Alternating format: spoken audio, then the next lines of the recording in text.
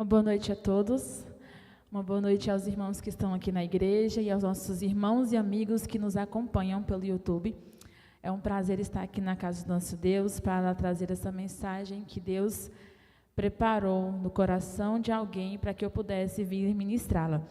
E de forma muito especial, hoje nós iniciamos uma semana, uma mini semana de oração, né? Que é a Semana da Esperança 2024. E o tema dessa semana é o fim do grande conflito. Então, são temas muito importantes que nós estudaremos ao longo dos dias. E o tema que eu trouxe hoje é um tema que talvez para muitas pessoas, vocês podem até ler o texto e dizer assim, o que isso aqui significa? E o texto que a gente vai estudar hoje está no livro de Apocalipse, no capítulo 6. É um texto que não é... Depois que eu aprendi o significado dele, eu entendi, na verdade, que não é difícil. Mas, à primeira vista, é um pouco difícil de entender. Apocalipse, capítulo 6. O capítulo 6, a gente vai discorrer ao longo do sermão sobre este capítulo. Nós vamos estudar nessa noite sobre os selos. Os 7 selos do Apocalipse. Meu irmão, os 7 selos do Apocalipse, exatamente. Mas antes de começarmos, a estudarmos, vamos imaginar aqui uma coisa. O livro de Apocalipse é um livro cheio de simbologia, Simbologias, de alegorias, Se utiliza muitos símbolos para representar muitas coisas. E na Bíblia é muito comum se falar de uma mesma coisa usando vários símbolos, Por exemplo, quando a gente vai falar sobre a profecia de Daniel, do capítulo 2, da estátua, do sonho de Nabucodonosor, no mesmo livro se fala da mesma profecia, só que utilizando outros símbolos, que são os animais. Então, em Apocalipse, essa forma de falar de uma mesma coisa também se repete. E no caso dos selos, nós vamos ver aqui uma repetição que eu vou já dizer para vocês qual é. Mas antes de começarmos a leitura, nós vamos pedir a instrução do nosso professor, do nosso conselheiro, que é o Espírito Santo, para que nós possamos entender a vontade dele para nossas vidas. Oremos. Santo Deus, eterno Pai.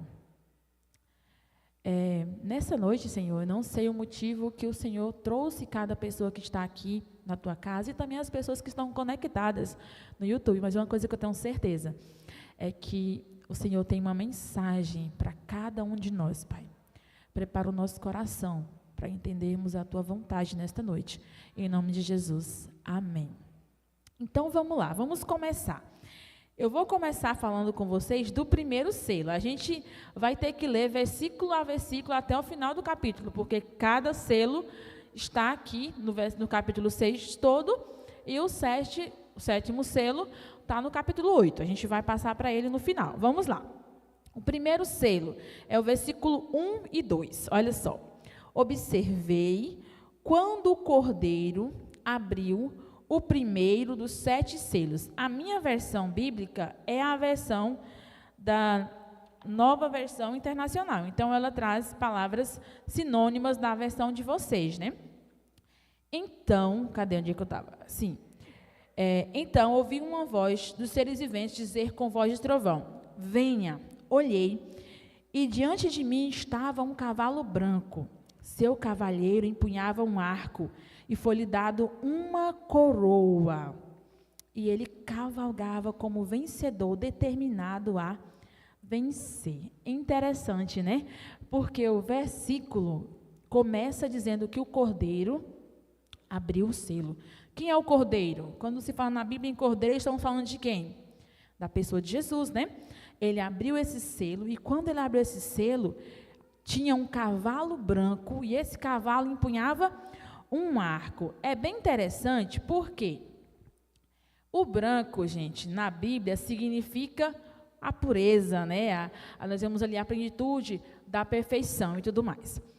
Então, esse período aqui do primeiro selo corresponde a um mesmo período que é descrito aqui em Apocalipse, que é o período da primeira igreja. A carta às igrejas, se eu não me engano, é no capítulo 3, capítulo 2, capítulo 3. A primeira igreja é a igreja de Éfeso. Então, o cavalo branco, o primeiro selo, corresponde a este mesmo período em que a igreja de Deus vivia o quê? O período da sã doutrina, o período dos apóstolos, né, que viveram com Jesus, e Jesus ensinou a palavra de Deus para eles, e eles começaram a pregar. Então, era uma igreja que não tinha mácula, era uma igreja imaculada, que não tinha o mal. Então, era uma igreja que havia experimentado grandes vitórias espirituais. Por exemplo, o batismo, a conversão daqueles quase 5.000 pessoas lá no Pentecoste. Outro exemplo, a conversão de Saulo, que foi de perseguidor, né, de cristãos, de assassino, a ser um dos que propagou a mensagem. Então, foi um período correspondente em que a igreja de Deus estava crescendo de forma poderosa. E corresponde também ao mesmo período da igreja de Éfeso. Olha só como estão relacionados. Então, quer dizer que os selos também representam o período das igrejas? Sim, também fazem essa mesma associação. Então, nós vemos aqui que nesse período aqui nós temos a pura doutrina de Jesus que estava revelada na Bíblia, né? E esse cavalo branco aqui, tem uma pessoa aqui nesse cavalo branco. Então, está dizendo que era um período em que as pessoas aceitavam a palavra de Deus sem questionamentos, sem adequações pessoais. É um período que, infelizmente, nós não vivemos mais. Hoje, o que mais o ser humano faz é questionar a vontade de Deus. O que Deus diz começa um eu acho, eu penso. A minha mãe dizia o seguinte, que na verdade, a minha avó, que todo penso é torto, né? Não vá pensar, não é eu acho, não é eu imagino, é o que diz o Senhor. Então, foi um período de perfeição na sã doutrina. O segundo selo, meus irmãos, é a partir do capítulo, do versículo 3. Quando o cordeiro abriu o segundo selo, ouviu o segundo ser vivente dizer, venha. Então saiu outro cavalo, e este era vermelho. Seu cavaleiro recebeu poder para tirar a paz da terra e fazer com que os homens se matassem uns aos outros. E foi-lhe dado uma grande espada.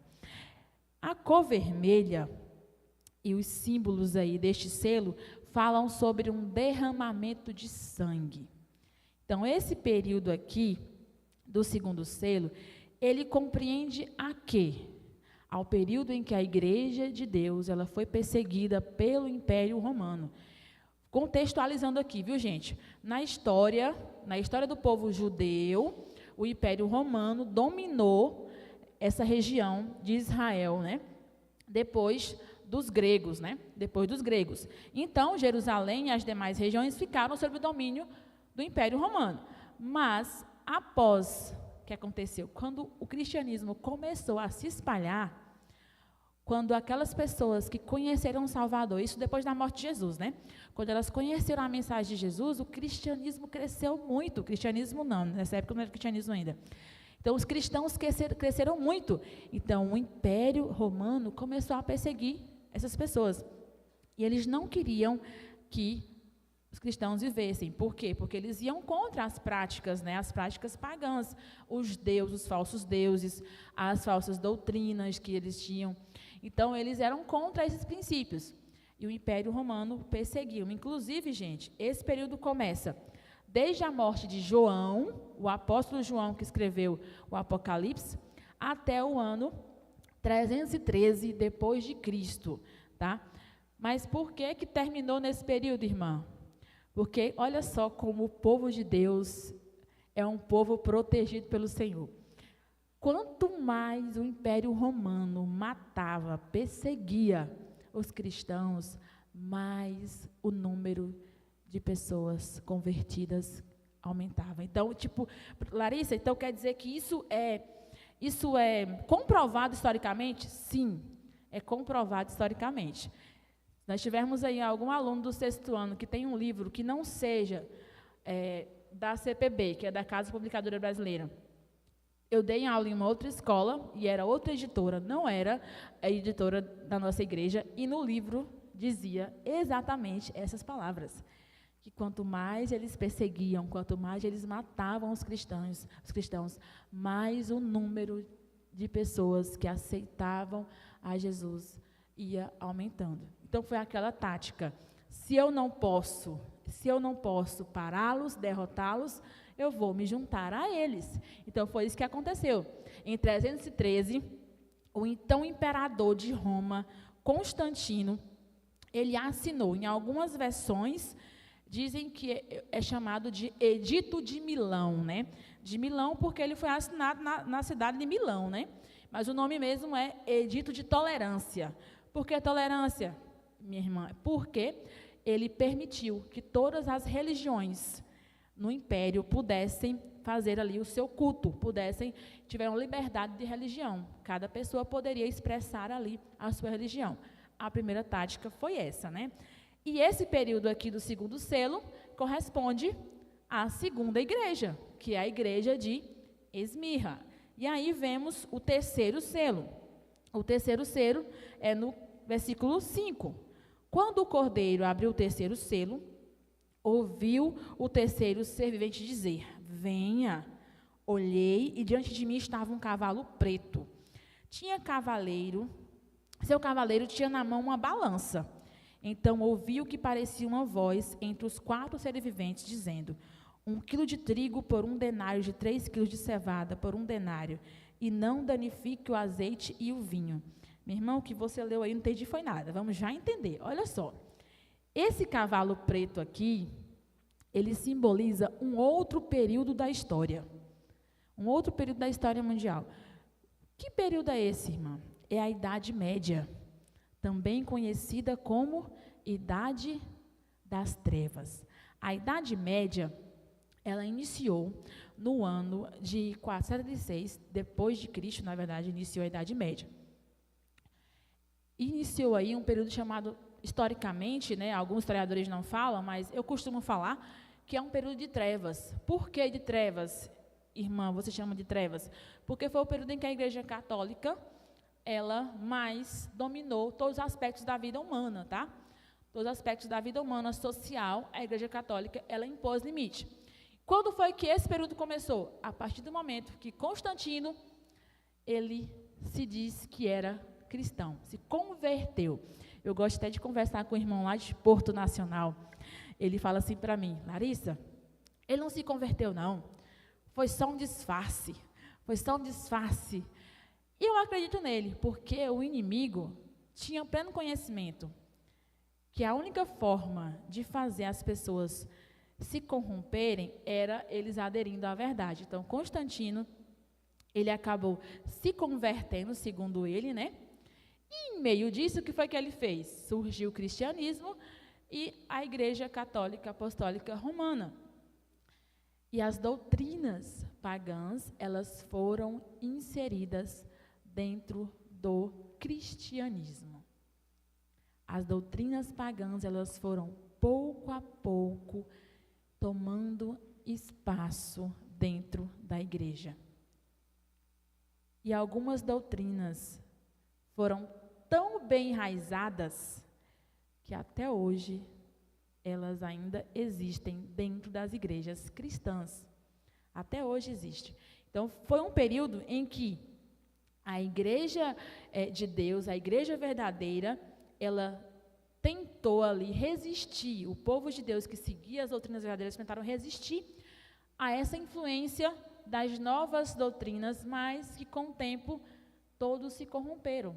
Um pequeno grupo ali de pessoas guardavam a sã doutrina. Então, foi um período realmente de treva.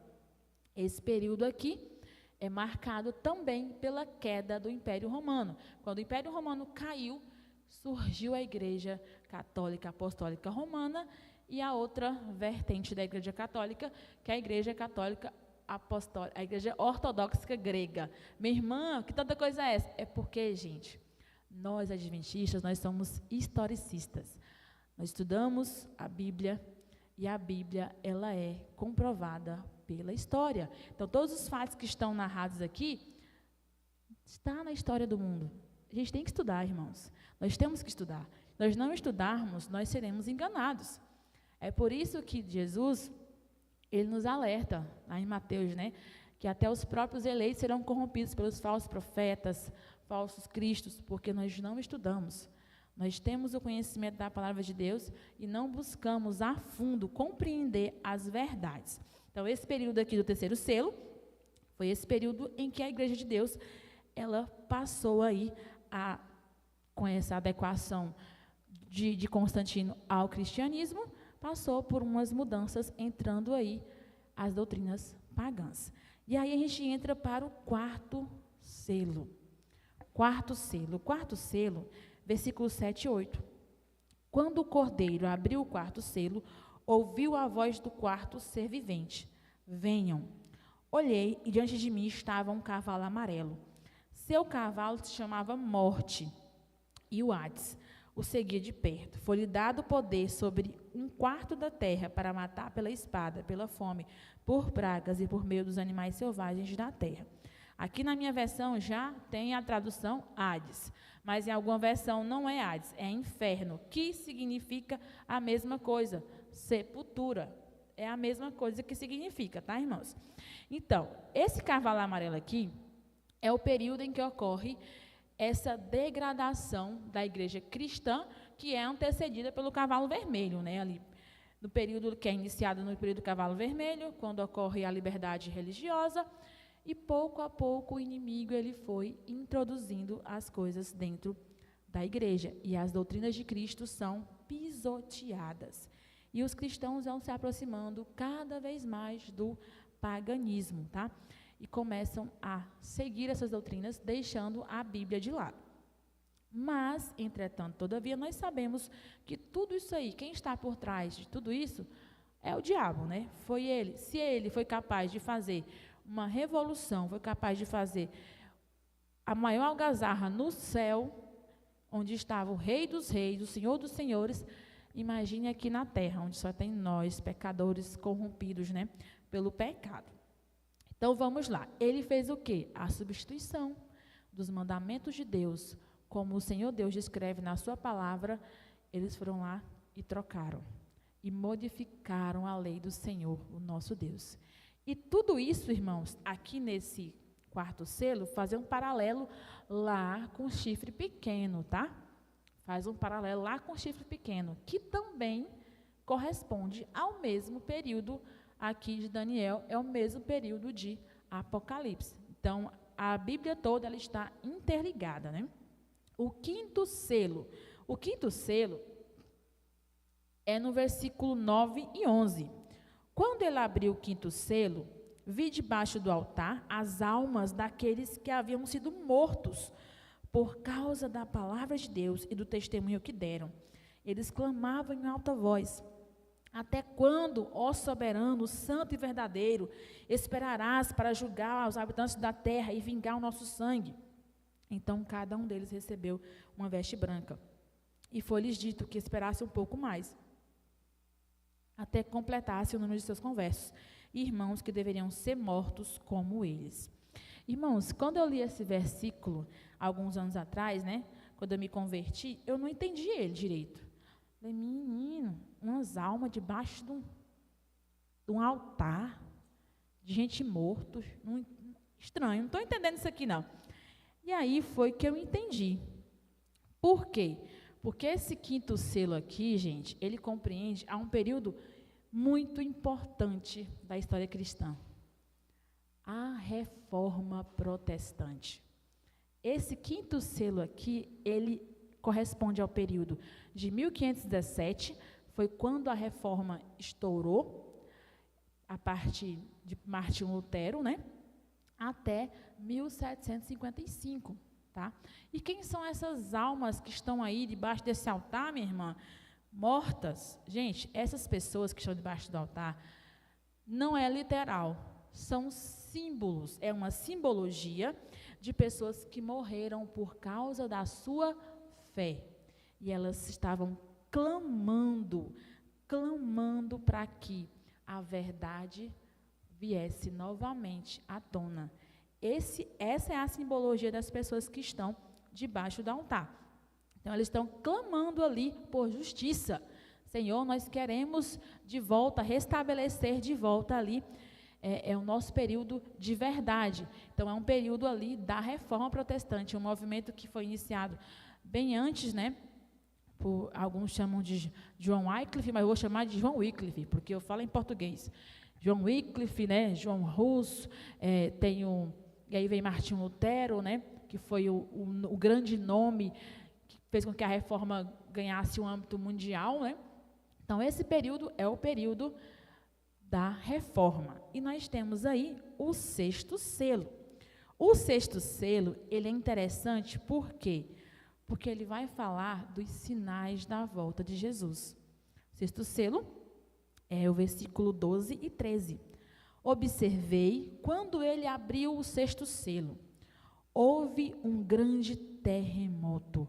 O sol ficou escuro como tecido de crina negra. Toda a lua tornou-se vermelha como sangue. E as estrelas do céu caíram sobre a terra como figos verdes caem da figueira, quando sacudidos por ventos fortes. Aqui nós temos alguns sinais da volta de Jesus. O primeiro sinal que é descrito aqui é um terremoto, não é isso? E esse terremoto, ele aconteceu, e ele é chamado de o Grande Terremoto. Ocorreu em Lisboa, 1º de novembro de 1755. Olha que interessante, bem no período, bem no ano que o período do quinto selo se encerra, que foi nesse ano, 1755. Encerrou o quinto selo, o sexto selo foi aberto com esse terremoto. O escurecimento do sol aconteceu em 14 de maio de 1780, pouco tempo depois do terremoto, 5 anos apenas de diferença. Ocorreu também nesse mesmo dia, o sol voltou, 10 horas da manhã, e na mesma noite a lua tornou-se sangue, no mesmo dia, olha só. E em 13 de novembro, ocorreu a chuva das estrelas, 13 de novembro de 1833. Milhares de estrelas caíram no céu como chuva. E isso nunca mais aconteceu, pelo menos não que eu saiba. Não que eu estou sabendo que já ocorreu uma chuva de estrelas dessa de lá para cá. Então, nós vemos aqui, irmãos, um exemplo claro dos sinais da volta de Jesus. Esses 4 episódios deram início à contagem regressiva da história da humanidade. Pense só, imagine, todos nós aqui nem existíamos ainda. E essa contagem regressiva, ela foi efetuada. E o cronômetro da vida nesta terra, ele começou a partir deste momento a contar, A partir do versículo 14, diz o seguinte, o céu se recolheu como se enrola um pergaminho, e todas as montanhas e ilhas foram removidas de seus lugares. Então os reis da terra, os príncipes, generais, os ricos, poderosos, todos, escravos e livres, se esconderam nas montanhas. Eles gritavam, montanhas e as rochas, caiam sobre nós, escondam-nos da face daquele que está assentado no trono e da ira do Cordeiro, pois chegou o grande dia da ira deles, e quem poderá suportar? João está narrando aqui os momentos que antecedem o grande dia, o dia em que Jesus vai voltar na nuvem com poder e glória. E quando ele voltar, aqueles que perderam a sua vida correndo atrás de riquezas, os grandes. E é engraçado que a Bíblia diz que é todos, os grandes, pequenos, escravos, livres, todos que viveram neste mundo buscando outras coisas que não a salvação através de Cristo Jesus, irão pedir, irão suplicar para que morram, porque eles vão ter pleno conhecimento de que perderam a sua oportunidade, perderam a oportunidade de salvação. Então, irmãos, o ódio que nós vemos aí, as guerras, os conflitos, essa questão do aquecimento global, da falta de amor, tudo isso aí aponta para que o nosso fim, o fim deste mundo aqui, está muito próximo. Muito próximo. O fim deste mundo está próximo demais. E aí, irmãos, eu estava na minha casa hoje à tarde, Cheguei do trabalho, estava agoniadinha que só. Muito agoniada, cansada. E eu estava lá em casa pensando, falando assim, Jesus, eu vou pregar hoje lá na igreja sobre a tua volta, Senhor, mas eu estou cansada. Sabe por que eu estou cansada? Porque eu já cansei. Eu sou nova, viu, gente? Só tenho 28 anos. Mas eu estou cansada. Cansada de quê, minha irmã? De lutar. Eu não aguento mais sofrer, gente. Eu fiquei pensando isso. Eu não aguento essa vida de acordar de manhã, de ir trabalhar e volta, vai para um canto e vai para o outro. E eu refletindo, Senhor, não é bom não, Lédina. Senhor, eu quero é que o Senhor volta, porque eu não vou ter preocupação em pagar aluguel, não vou preocupar em pagar água, em pagar luz, não vou me preocupar com a comida, porque vai ter bem que uma frutinha para eu comer, vou só esticar minha mão, pegar e mastigar. Gente, se a gente for pensar no tanto que a gente sofre nesse mundo, nós iremos esforçar mais para ir para o céu. Porque o que esse mundo tem de bom para nos oferecer, irmãos?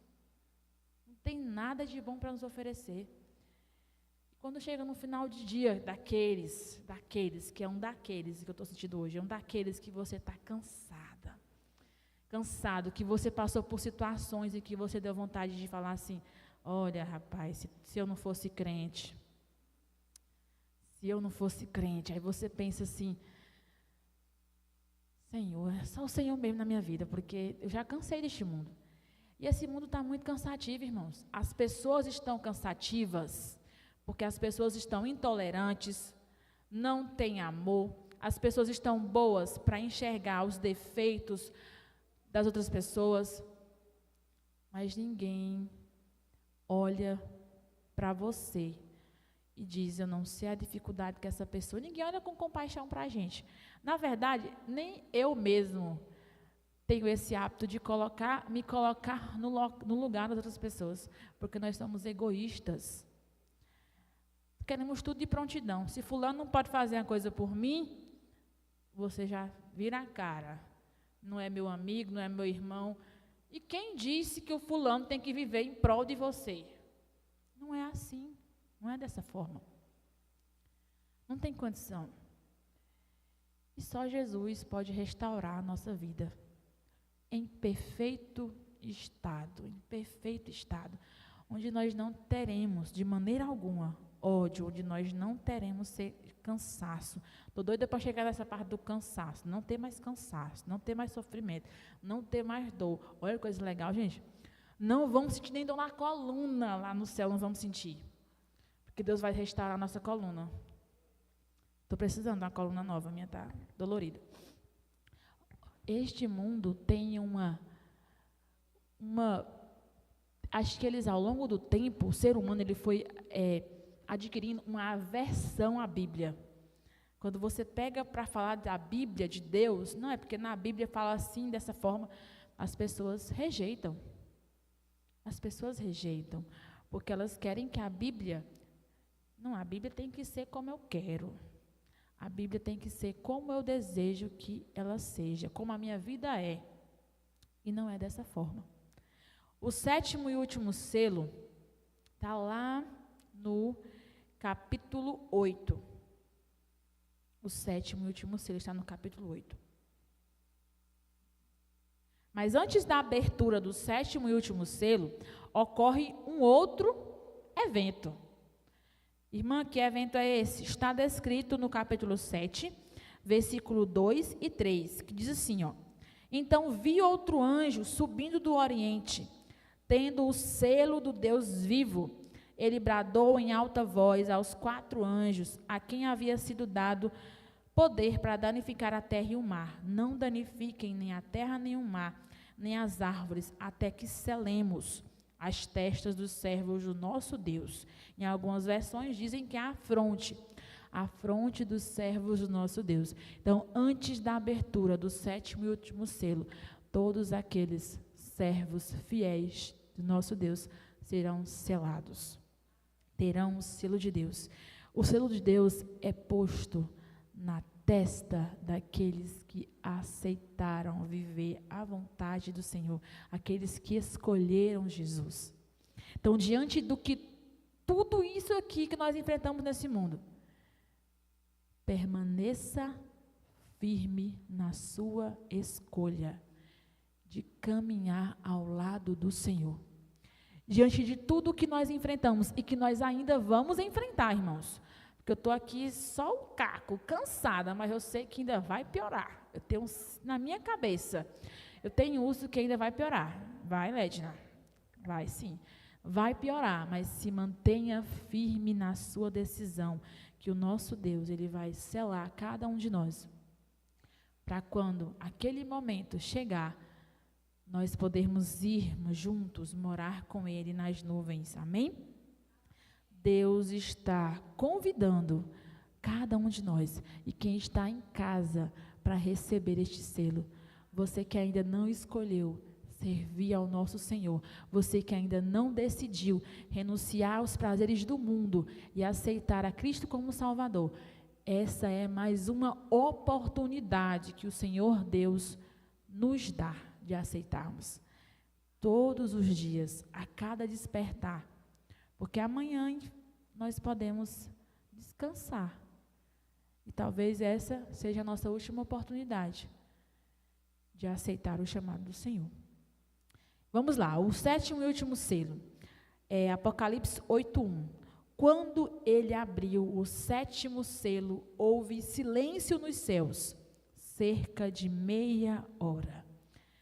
Esse silêncio aqui no céu, irmão, por que o céu vai estar em silêncio? Porque o céu vai estar, não vai ter ninguém lá. Vai todo mundo estar nas nuvens, os anjos, Jesus, todo mundo vindo nos buscar. Vindo nos buscar. Que maravilha, que bênção. Esse vai ser o momento mais especial. E falta muito pouco, meus irmãos. Eu creio que falta muito pouco para que o silêncio no céu aconteça.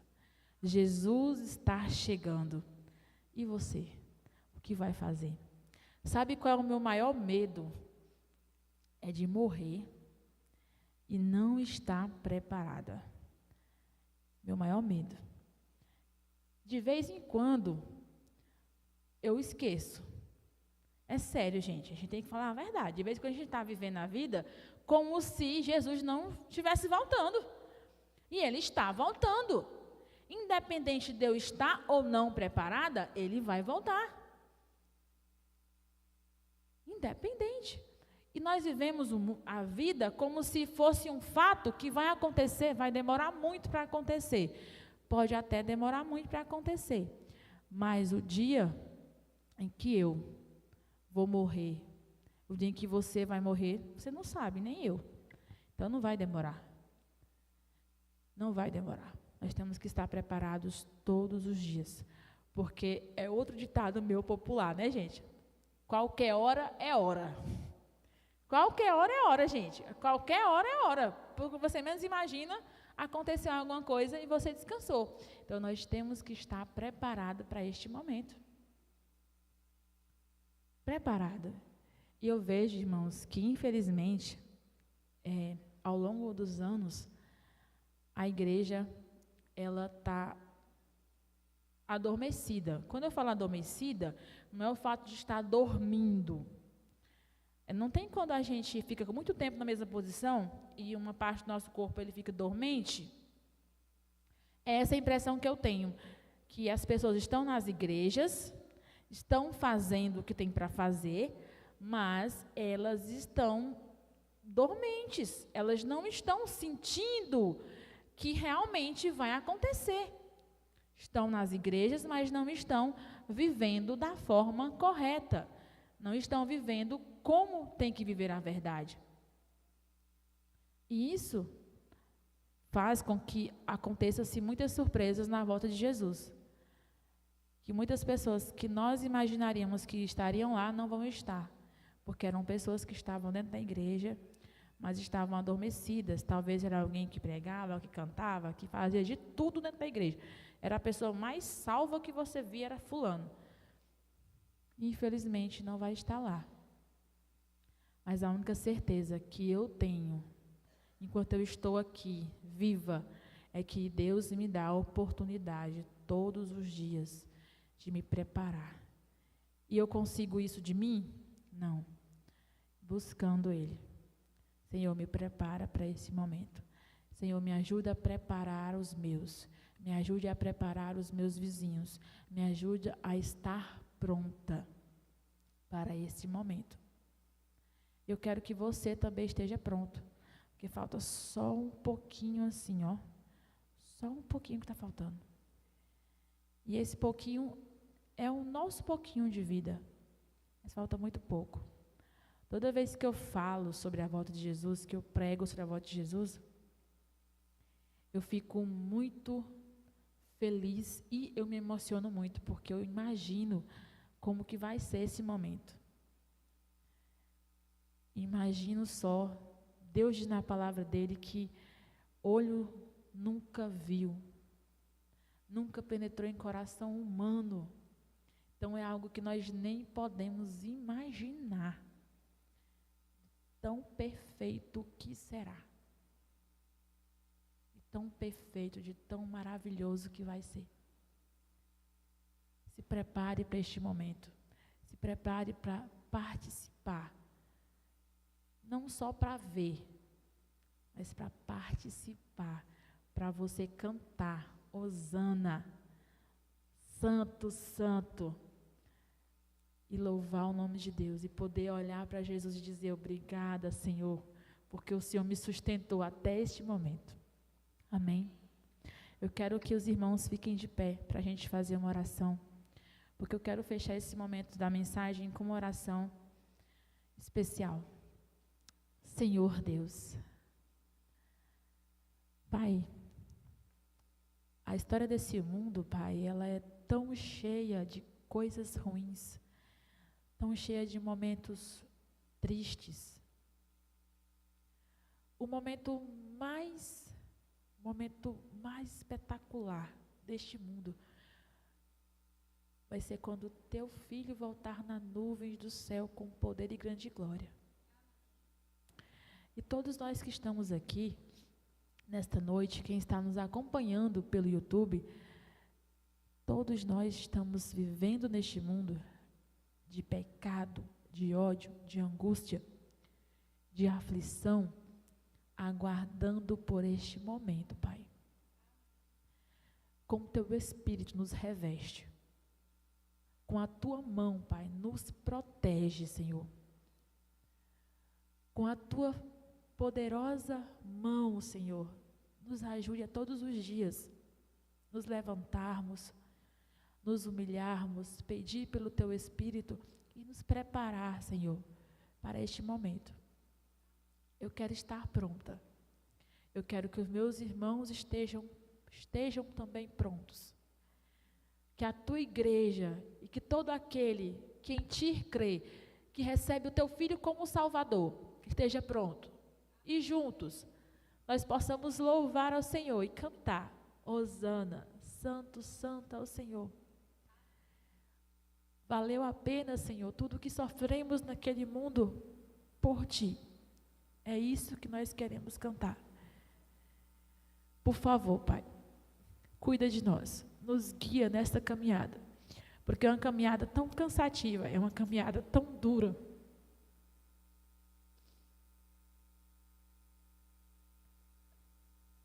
É uma caminhada que nós caímos constantemente, Senhor. Mas nós temos a plena certeza de que o Senhor está conosco e estende a sua mão, nos guiando por este caminho estreito, nos conduzindo até a salvação. Conduz cada um de nós e cada família aqui representada, Pai. Em nome de Jesus. Amém.